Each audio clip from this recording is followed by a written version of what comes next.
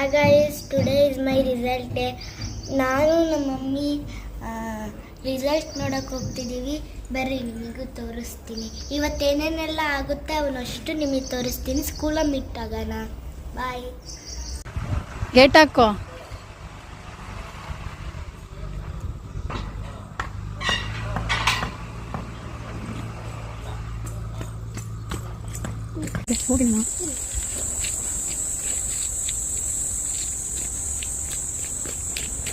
Gombe?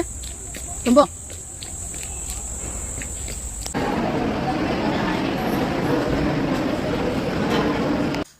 Welcome back guys. So ಇವಾಗ ಇದಷ್ಟು ಸ್ಕೂಲ್ಗೆ ಹೋಗಿ ಬಂದ್ವಿ.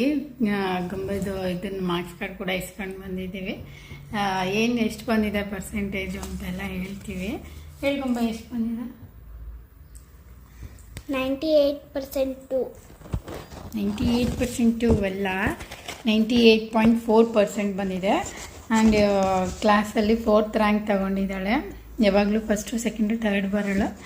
ಈ ಸಲ ಆ್ಯನ್ಯುವಲ್ ಎಕ್ಸಾಮಲ್ಲಿ 4th ರ್ಯಾಂಕ್ ಬಂದಿದೆ. ಓಕೆ, ಏನು ಅನ್ನಿಸ್ತಾ ಇದೆ? ಖುಷಿ ಆಗ್ತದೆ? ಬೇಜಾರಾಗ್ತಿದೆ? ಯಾಕೆ? ನೀನು ಎಷ್ಟು ಓದಿದೆಯೋ ಅಷ್ಟು ಬಂದಿದೆ ಮಾರ್ಕ್ಸ್ ಅಷ್ಟೇ. ಅದಕ್ಕೆ ಬೇಜಾರು ಏನಕ್ಕೆ ಮಾಡ್ಕೋಬೇಕು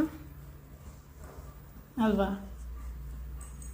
ನಾವೆಷ್ಟು ಓದ್ತೀವೋ ಅಷ್ಟು ಮಾರ್ಕ್ಸ್ ಬರುತ್ತೆ. ಅವಾಗ ಫ್ರೆಂಡ್ಸ್ ಹೇಳಿ ಅವಳಿಗೆ. ಓಕೆ, ಸೆಕೆಂಡ್ ಸ್ಟ್ಯಾಂಡರ್ಡಲ್ಲಿ ಪ್ರಮೋಟ್ ಆಗಿದ್ದಾಳೆ. ಸೆಕೆಂಡ್ ಸ್ಟ್ಯಾಂಡರ್ಡಲ್ಲಿ ಇನ್ನೂ ಚೆನ್ನಾಗಿ ಓದ್ಬಿಟ್ಟು ಮಾರ್ಕ್ಸ್ ತೆಗಿ, ಆಯಿತಾ?